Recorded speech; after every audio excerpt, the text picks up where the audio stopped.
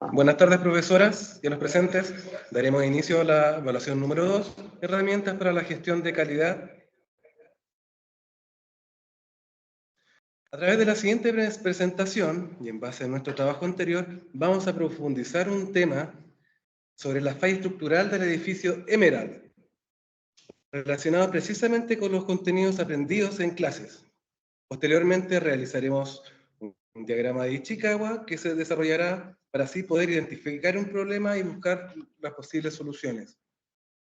Y de igual manera se realizará un diagrama de flujo con el software Visagi, que nos permitirá determinar el problema, detectar la falla y buscar las soluciones a futuro. A continuación se explicará distintas herramientas de calidad y se relaciona con el problema de las fallas estructurales del edificio Emerald. Con esto pretendemos encontrar y buscar la manera de aplicar las mejoras del proceso constructivo del edificio.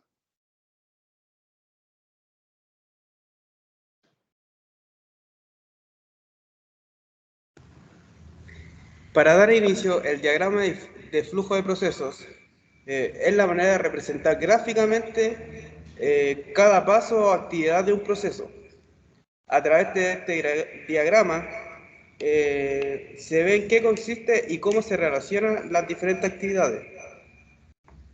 Esto sirve para ver dónde está ubicado el fallo, y como en este caso va a ser una falla estructural del edificio Emerald, desglosando cada partida del proyecto, buscando el problema y dar las posibles mejoras al fallo.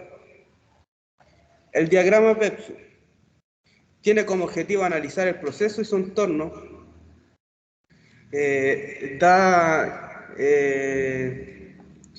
paso a demilitar el proceso y construir un diagrama general en el que se especifican 4 o 5 etapas.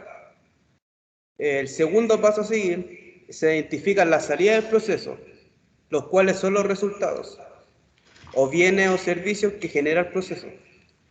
Para el paso 3, se especifica el usuario, el cual consiste en quienes reciben o se benefician de esta salida. El último paso a seguir sería identificar los proveedores, los cuales son los que proporcionan las entradas.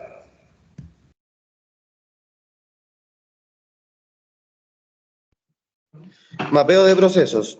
Bueno, la siguiente herramienta es el mapeo de procesos, que tiene una función de hacer un diagrama de flujo, pero más apegado a la realidad, cosa que se especifiquen realmente cuáles son las actividades y poder ir mejorando de mejor forma apegado a la realidad el proceso en sí. Otra herramienta es el diagrama de Pareto, que el diagrama de Pareto también es conocido como la curva cerrada o la distribución ABC, o en la que se puede graficar en forma descendente el orden de las prioridades de las cosas, y van de izquierda a derecha de acuerdo a las barras. Y otra herramienta que nos facilita y nos ayuda es el diagrama de Chicago, también conocido como el diagrama de la cola de pescado, de causa y efecto, diagrama de Grandal o diagrama causal. Consiste en una representación gráfica sencilla de lo que es el problema central, que va graficado en una espina central, y lo que después sus líneas horizontales que van llegando a dicha espina son las causantes de dicho problema, o lo que va influyendo en el dicho problema.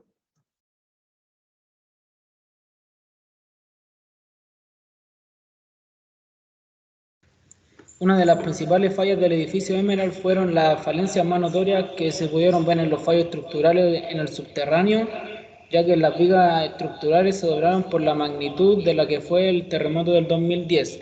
Otra falencia de la más notoria del edificio Emerald fue el pandeo en los muros, porque al tener una alta compresión, el muro tiende a agrietarse. En este caso, el muro del subterráneo se partió a la mitad por el pandeo que se generó a causa del terremoto. Otro caso de falencia fue el desprendimiento de los materiales complementarios del edificio, llámese puertas, ventanas, espejos, cerámicas rotas. En general, la falencia más grande que tuvo este edificio fue estructural, que ocasionó el terremoto. Las herramientas de calidad son las metodologías que fueron reunidas para mejorar los procesos de la empresa. Estas herramientas fueron reunidas por Kauro Ichikawa y se utilizan para definir, medir y analizar y proponer soluciones a los problemas que interfieren en el rendimiento y el resultado de la empresa. A continuación, desarrollaremos un mapeo de procesos que pertenece a los diagramas de flujo. Realizamos el mapeo con la finalidad de mostrar primeramente los procesos constructivos de un edificio que se encuentran distribuidos en 6 categorías. De algunas de estas categorías tenemos subdivisiones en las que encontramos causas que conllevaron a la considerables daños del edificio Emerald.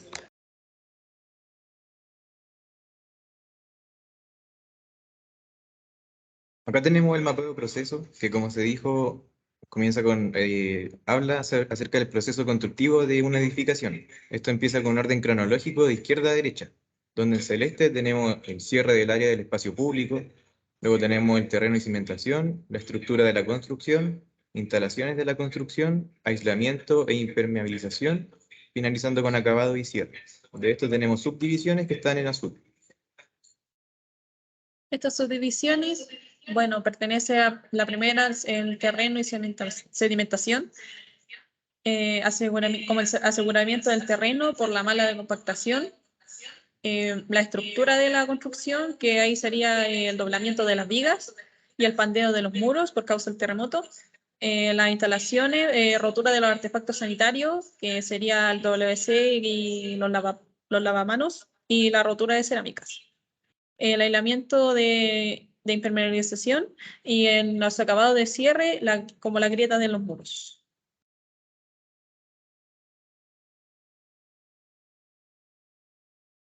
Acá tenemos el diagrama de Ichikawa, que el fin de este es buscar la raíz de un problema. El problema que nosotros elegimos sería el deterioro del edificio Emerald.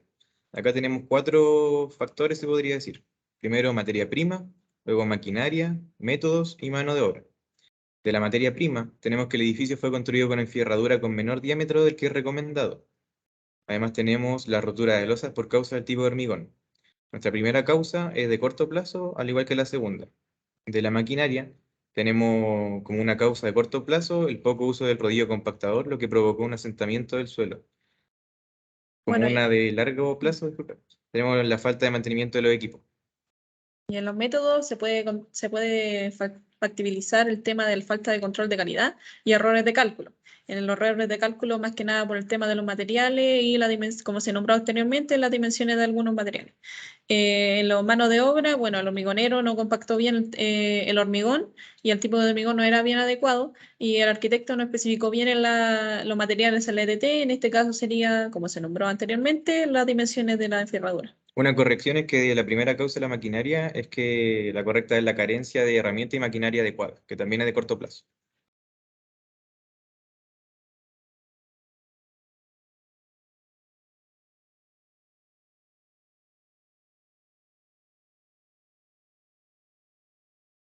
Con el software de Bisacagui, nos muestra el proceso desde el anteproyecto del proceso de edificación, que son en el proceso en el cual el ingeniero a cargo realiza los cálculos estructurales a través de un informe de mecánica de suelo.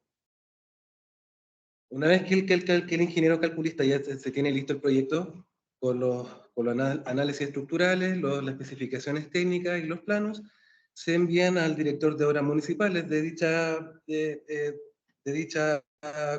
comuna. En este caso, la ilustre municipalidad de Providencia. Dentro de ese flujo viene una pregunta, una toma de decisión, en la cual la municipalidad, el director de obras municipales, en este caso que está a cargo de esa toma de decisiones, nos muestra si se aprueba o se rechaza. En el caso de rechazar la propuesta de proyecto, se envía una notificación a la empresa mostrándonos las causales.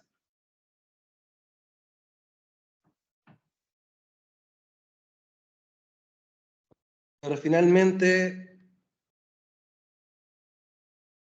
bueno, se rechaza el proyecto y se pone fin a la actividad. Pero en el caso en que si la actividad se aprueba, se le informa a la empresa constructora en el cual dará inicio a las actividades, que son las obras previas, los trabajos preliminares, el cerro perimetral, para luego dar inicio a la obra gruesa.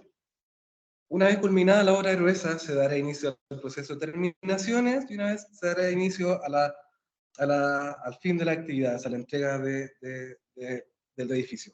Pero en el proceso de obra gruesa tenemos un subproceso, dentro del cual, ¿cierto?, nosotros detectamos el problema de la obra gruesa, que fue el mal diámetro del acero, ¿cierto? Se dará inicio, primero empezaremos por la parte del encofrado, se habrá una pregunta, una toma de decisiones, el ente fiscalizador, en este caso va a ser el inspector técnico de obras, que es un profesional competente para aprobar y tomar las decisiones. Él se va a encargar de supervisar la obra y ver cómo están los estados de avance que lo está ejecutando, en este caso, el constructor civil.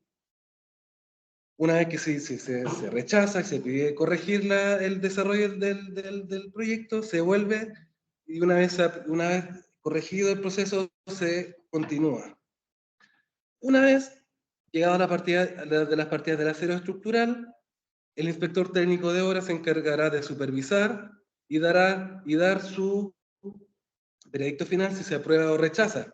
En este caso, el inspector técnico de obras tiene que ser capaz de encontrar el fallo de los diámetros del acero que van a utilizar. Una vez que se aprueba o se rechaza, ¿cierto?, se corrigen los errores y se inicia el proceso del hormigonado y se termina el proceso de obra gruesa.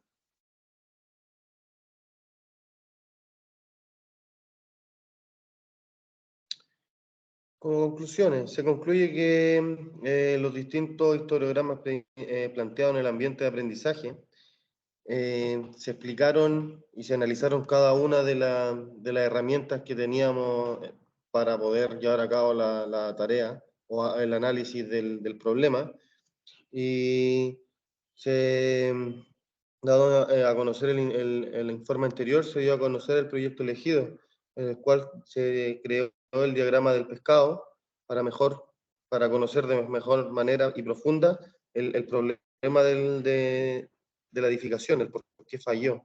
Y además de haber ocupado el diagrama de Visagi para poder ordenar la tarea por partidas y por etapas, en realidad. Eso es la presentación. Muy buenas tardes.